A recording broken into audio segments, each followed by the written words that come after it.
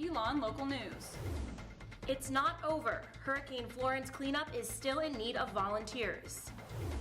The colors of pride. We take a look at the 4th annual Pride in Alamance County. And sweet donations. How one fundraiser is baking for a cause. All that and more. Elon Local News starts right now. Live from the Jane and Brian Williams studio at Elon University School of Communications, you're watching Elon Local News. Good evening and thank you for joining us. I'm Grace Morris. And I'm Samantha Casamento. We begin tonight with a group of students trading their fall break vacation for some hard work. Our Maeve Ashbrook has more. Victims of Hurricane Florence are still recovering after the storm hit the Carolinas a month ago. Service Learning Director Mary Morrison is organizing a group of volunteers to travel to Fayetteville, North Carolina. She says this would not have been possible without the support from families during Parents' Weekend. They provided about $3,700 to help pay for gas, food, transportation, that kind of thing. So that was generous because we really didn't have funds to help get people to the affected areas. Elon Volunteers is looking for anyone passionate about service to join them. Elon Senior Audrey Funk is one of those students. Especially being at Elon, we're from all these different states, but North Carolina is our home right now, and I think it's important to help in any way that we can. Morrison, who has worked in higher education for 20 years, says she values community engagement and hopes students will learn lessons they can take back to their communities. For me, the exciting thing is to see students discover this work and to get out in the community and meet people that they would never meet and hear people's stories that they would never hear, and to see the excitement that they have coming back and say, I got more from that than I gave. Even though Elon wasn't directly hit by the storm, both Funk and Morrison say it is important that Florence relief is an ongoing effort. If there is any way to help, we have access and we can. And since Elon is coordinating different trips, I think it's a responsibility of students here to reach out and help if they can. Morrison is working on coordinating dates for future trips to Fayetteville in December. Maeve Ashbrook, Elon Local News. Elon Volunteers has trips to Fayetteville on October 11th, 20th, and 27th. Students can sign up on Phoenix Connect. And if you're heading out of town for fall break, you might need to fill up your gas tank. Our Paloma Camacha is live in the studio with the latest pump patrol. Paloma? With fall break quickly approaching, Elon students are getting ready to hit the road. Students who are driving may want to cross state lines before filling up their gas tanks. For people driving up north towards Maryland, D.C., and New Jersey, the cheapest gas is in Virginia at an average price of $2.68. If you're driving down south, South Carolina is the cheapest with prices around $2.61. Here in North Carolina, there's an average price of $2.71, and the Circle K across the street is $2.71. Wherever you go this fall break, make sure to drive safely.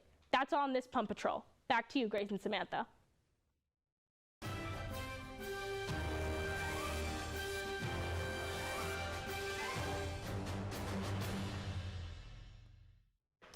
Thanks, Paloma. And when we get back from fall break, an Elon experience that has not been seen since 1999. President Connie Book's inauguration is scheduled for Thursday, October 18th. Former President Leo Lambert says Book's inauguration will be a symbolic moment for the institution. I think it is not just about Dr. Book taking the oath of office and having a medallion put around her neck by the chair of the Board of Trustees. It's literally the whole community surrounding you, and faculty and staff and students and coming together. For more of our interview with Leo Lambert and other notable campus leaders, be sure to tune into our special coverage of the inauguration, starting with ELN Morning at 10 a.m. on October 18th, and then our live inauguration special begins at 2:45 p.m. on Facebook Live and YouTube. Students who don't get their flu shot back home during break will have a few more chances on campus. With the change in the season, university physician Jeanette Archinal says preventative measures are the key to staying healthy. People don't realize is that very often you contract and contact infections by touching a surface. Then you push your glasses back, you push your hair back, you blow your nose, you open a door, you've got some germs, somebody opens that door after you. That's how these things spread. Flu shots will be available to students on October 11th at the Francis School for Health Science on Haggard Avenue from 2 to 6 p.m. and on November 8th from 3 to 7 p.m. in the Corey Gym. A full story about flu prevention will be in this week's edition of The Pendulum coming out on Wednesday. Although the Elon BioBus has stops in Arts West, the Global Neighborhood, and McMichael, some students in one neighborhood are feeling left out. Anthony Chapman has more. Even with these 6 BioBus routes, students still feel they aren't doing enough. It can be a little bit inconvenient at times when I need to get on campus super quickly. Having a stop at Mill Point would be very helpful. Mill Point would actually be very convenient, yeah. Junior Shawnee Harris-Lenore says that she is frustrated with the bus system. I think that it can really be improved to maximize where students really walk and to get different places that students actually go to as opposed to places that people think they go to. Harris-Lenore is living at Mill Point this year and doesn't feel safe walking home from campus. It's not a lot of lights, so you can't really see what's going on. And being as though I am a woman walking on this campus, you got to be aware of everything. So the fact that I have to, I can't have my earphones in when I'm walking home. I have to be extra cautious. Harris-Lenore says she has continuously tried to solve this problem. When I voiced my concerns about the BioBus to the president, Kenneth Lamar Brown Jr., he said that it came up before, but the issue is funding and having the drivers that could get students from point A to point B. So it's an ongoing issue, but I just think people aren't listening to the students. Executive President of the Student Government Association, Kenneth Brown Jr., says the university tried to make routes on further parts of campus, but they stopped because people weren't using them. I think the university is willing, to listen. I think anyone's willing to listen. But the other part about it is, do they have the resources at this time to be able to accommodate any potential changes? Brown says administrators may see things differently than students. Maybe some administrators or other people don't ride the bus that often or at all, so maybe they may not know unless someone brings it up to them. And for Harris-Lenore, she just wants someone to listen. I just feel like they just forget about us over here. Anthony Chapman, Elon Local News. Automotive Services Manager Keith DeMont says the staff researches the most popular requested routes and presents them to the Student Life Office for approval. Any new changes are added to the routes in the following academic year. With Election Day 29 days away, the race is on for voter registration. We took a look across campus to see how many students know about the big day.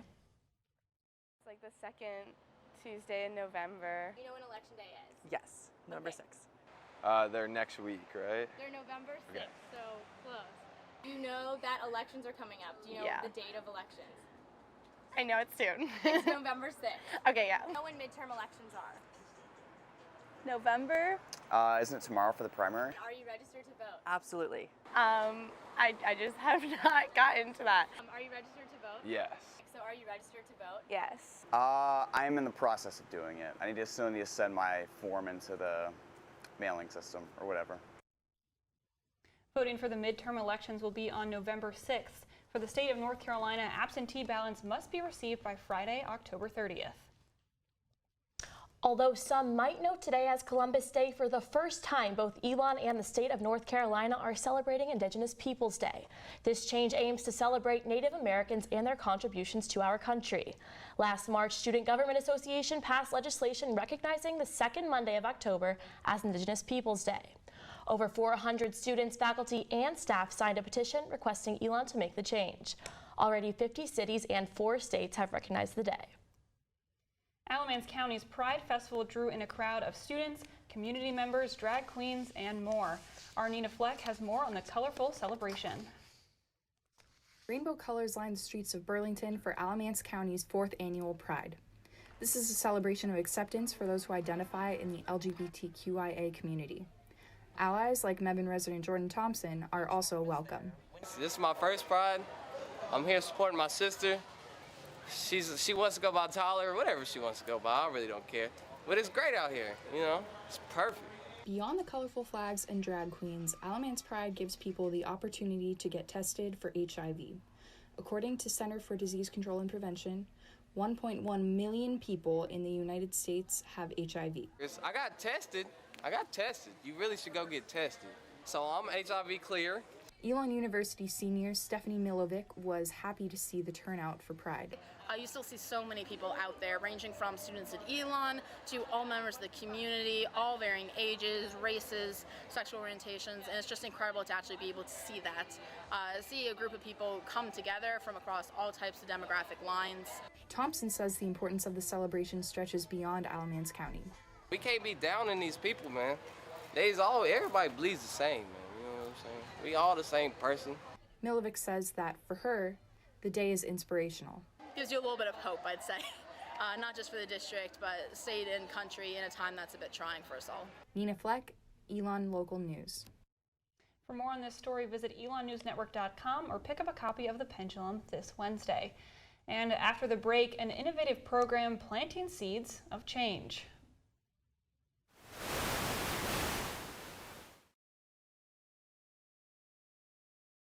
5-day forecast right after the break. Your daughter just had her first breakup. Do you A, put yourself in her shoes? B, console her? Don't worry, sweetie. This is gonna happen a lot. Or C, find her a new boyfriend? Nice single boys. That was weird. As a parent, there are no perfect answers. But you don't have to be perfect to be a perfect parent. Thousands of teens in foster care will love you just the same. This is the story of a boy who didn't talk for a long time. The boy liked things to always be the same. Any changes would scare and upset him. The unknown was an unfriendly place. The boy was very sensitive to lights and sounds. So he built secret hiding places where they couldn't get in. The boy didn't like looking people in the eye. He wasn't trying to be mean, it just made him feel uncomfortable. Sometimes he would flap his arms again and again. One day, I found out I have something called autism. My family got me help. Slowly, I found my voice and learned all the ways I could live with it better. Early intervention can make a lifetime of difference. Learn the signs at autismspeaks.org. It's a beautiful day out here. Sunny today with light breezes, giving way to clouds in the afternoon. We could see some light precipitation to moderate precipitation later on, followed by powerful storm-like conditions. 90 miles per hour winds are expected. Authorities are asking everyone, stay indoors. Come on, that's it. Let's go.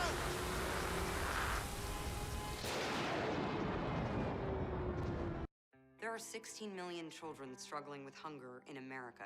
That's 1 in 5 daughters, sons, neighbors, and classmates who don't know where their next meal is coming from. Yet billions of pounds of good food go to waste every year. It's time we do something about it. Feeding America is a nationwide network of food banks that helps provide meals to millions of kids and families in need. Visit feedingamerica.org to help them feed even more. Together, we can solve hunger. Together, we're feeding America.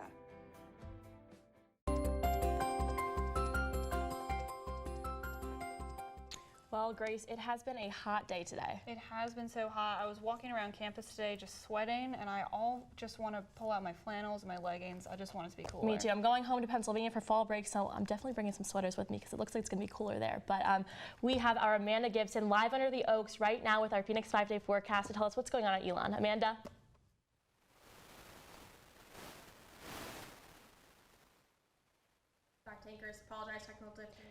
We apologize for technical difficulties. According to Feeding America, nearly 15% of Alamance County residents are food insecure, which means they have limited access to fresh food. But our Cami Benke spoke with one community member who is using a unique and organic approach to help put food back into our community. Woolen Small spends almost every day here, inside a greenhouse at the Guilford County Farm. It is a very safe haven. Inside are fruits and vegetables ready for harvest. We have about 4 types of lettuces. We have some turnips, tomatoes, and cucumbers, and squash. It's a form of agriculture called hydroponics, which means the only ingredient needed for plants to grow is water. We control everything. We control the temperature, we control the nutrients they get, the whole 9 yards. After receiving a grant from the USDA, Small decided to use hydroponics to do something bigger. We were looking for something where we could teach character development. Hydroponic was perfect. She decided to create a space where at-risk youth could plant, grow, and harvest their own produce. The produce goes right back into the community in counties like Guilford and Alamance that are classified as food deserts. They don't get a whole lot of positive reinforcement. They don't get that stuff. And this is a way that they can truly get something and they can actually see what they've done. When Deborah Scales' sons, Ishan and Aaron, started working in the greenhouse, Scales says she saw tremendous growth. I've seen a change in the way they socialize, and how they interact is very positively impacted me and the environment in our home. It just does your heart. It's a heart therapy for me. It's nothing else. It's just heart therapy for me. Working to reap what she sows. The worst kid can be helped. You gotta find the diamond in the rough. You gotta find it. It's in there. And if you don't believe that diamond is in there, you won't search for it.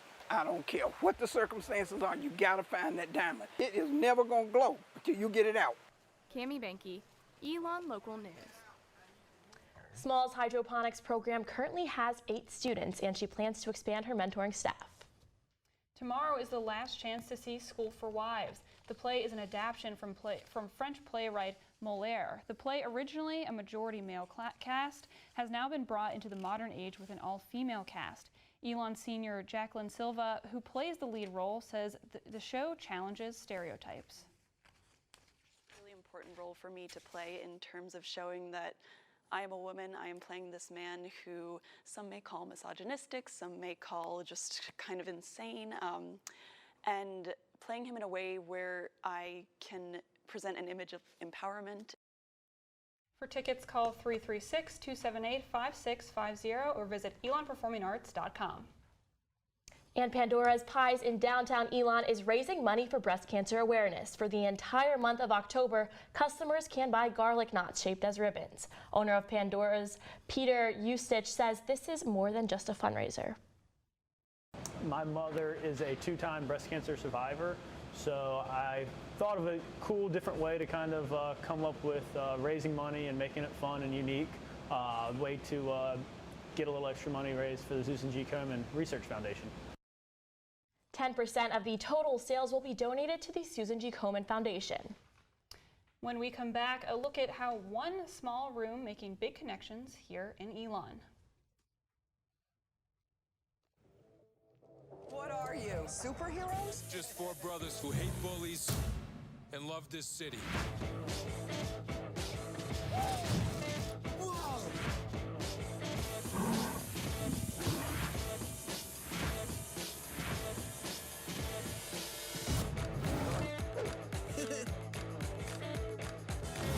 Gear up, guys.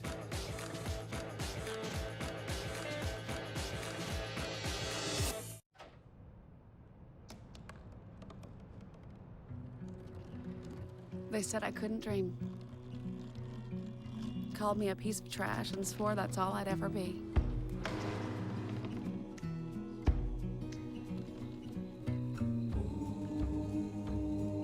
Said a bottle couldn't see the ocean.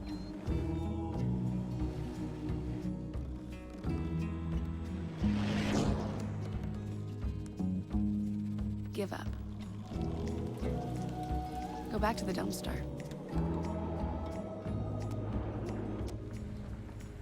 But I didn't listen. I made my way.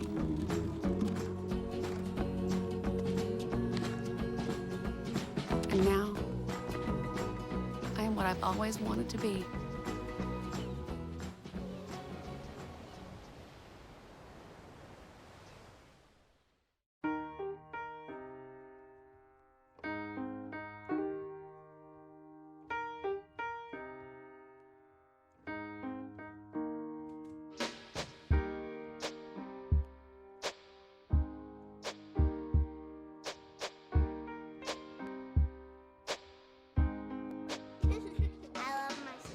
My heart doesn't see race.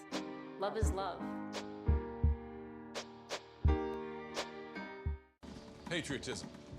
It inspires passionate debate. It's worn like a badge of honor with good reason, because it means love and devotion for one's country. But what really makes up this country of ours? It's the people. To love America is to love all Americans.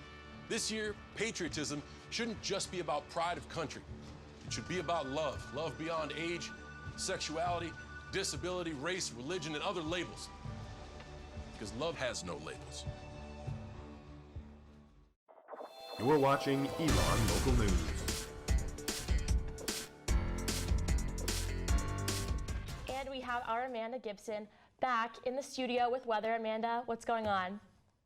So this week we actually have Hurricane Michael coming in. It's currently a Category 1 hurricane that hit Cuba and Mexico today and is expected to reach the Carolinas as early as Thursday and will be bringing storms all week. Looking ahead for the Phoenix 5-day forecast, tomorrow we will have slight showers and a little bit of clouds, but the real rain will be coming Wednesday and Thursday and Friday, which could affect your plans for traveling back for fall break back home, especially if you're going south. So be wary as this hurricane comes up the Atlantic coast and is affecting Georgia, South Carolina, and North Carolina. But Saturday we will see the sun again if you're staying on campus. Back to you guys. Ancestry.com isn't the only way to find out about your family history. One local church in Elon is connecting people to their past. Hannah Masson has more. Although there's 4,700 family history centers worldwide, there's one open to the public here at Elon. Director of Genealogy and Family History Center, Carol Moore, says it's more than just about living family members. We believe that families are a big, important part of our happiness here on earth. And part of our families don't always live today. Carol Canavai, who is new to genealogy, began working with the center in March. I got involved in it because I have a kind of an interesting history that I wanted to find out about. I know that I have a great-grandfather that owned a quarry. For those interested in learning more about their family history, Moore says to start with what's available. So the most important thing to do is to start with what you already have. Go through those boxes that you have at home and find the artifacts and major things about your parents. But for Canavai, the center's resources helped her fill gaps in her family history. Especially my mother really never talked about when she was growing up, which I was always curious about. But so I didn't really know too much about it. I knew that she rode horses. Although the center hasn't seen any Elon students yet, Moore says a lesson in family history might help. If they know that their family members have gone through hard trials and they've persevered and overcome, it makes it easier for them to relate. They have their grounding in their roots, and sometimes it will help them overcome their challenges. Hannah Masson, Elon Local News. For more information and the address of the center, visit our website, elonnewsnetwork.com. Excitement from Elon's big win over the weekend is still evident on campus. Our Jack Haley is live in the studio with more. Jack. What a weekend it was for Elon football. This morning, senior running back Malcolm Summers picked up CAA Offensive Player of the Week, thanks in part to a career-long 59-yard rush, and linebacker Zach Monson was named CAA Rookie of the Week with 12 tackles in his first career start. The Phoenix are now the highest ranked they've been in 10 years, clocking at number 5 in the country after one of the biggest wins in program history. The team knocked off James Madison University for the first time ever, 27-24 this past Saturday. After the final whistle blew, the celebration was on for the Phoenix, dousing head coach Kurt Signetti with Gatorade and returning later that night to a hero's welcome at Alumni Fieldhouse. They'll be on the road this weekend playing University of Delaware in Newark. Let's see what else is coming up for athletics this week. Men's soccer plays UNCW on Wednesday night at home, and they visit College of Charleston on Saturday. Women's soccer visits William & Mary on Thursday and hosts Hofstra on Sunday, and volleyball gets a much-needed break after losing all 4 home matches this past week. They will visit William & Mary on Sunday. That's all for sports. Samantha and Grace, back to you. Thanks, Jack. We'll be right back.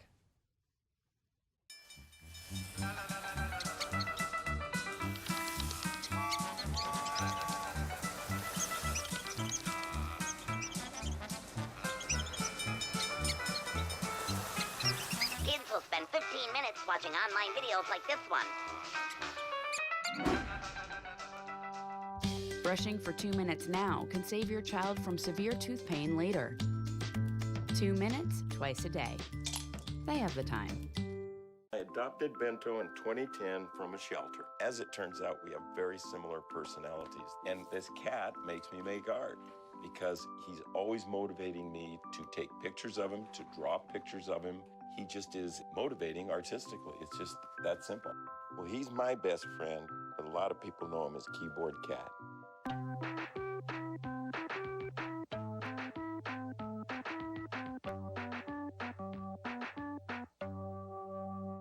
Listen to me.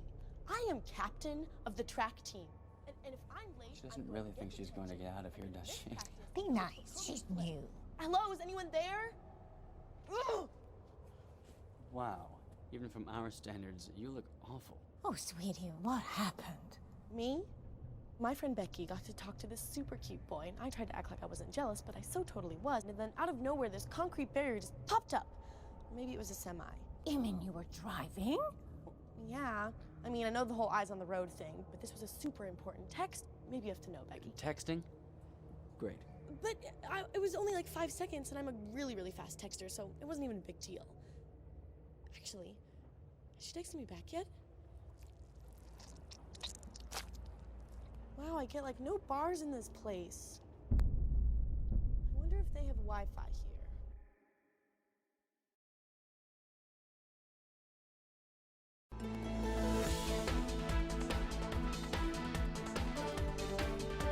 In Burlington, our Megan Lynn spoke with one individual who's raising money for Florence right on her front lawn.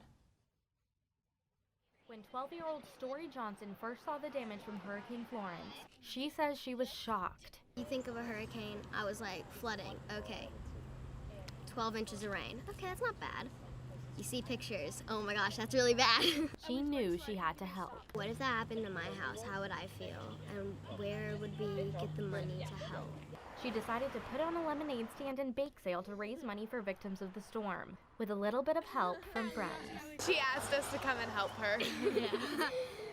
So we were just like, sure. And from her little brother, Jack. You're helping a lot of people by doing this bake sale who might have lost their homes because of the hurricane.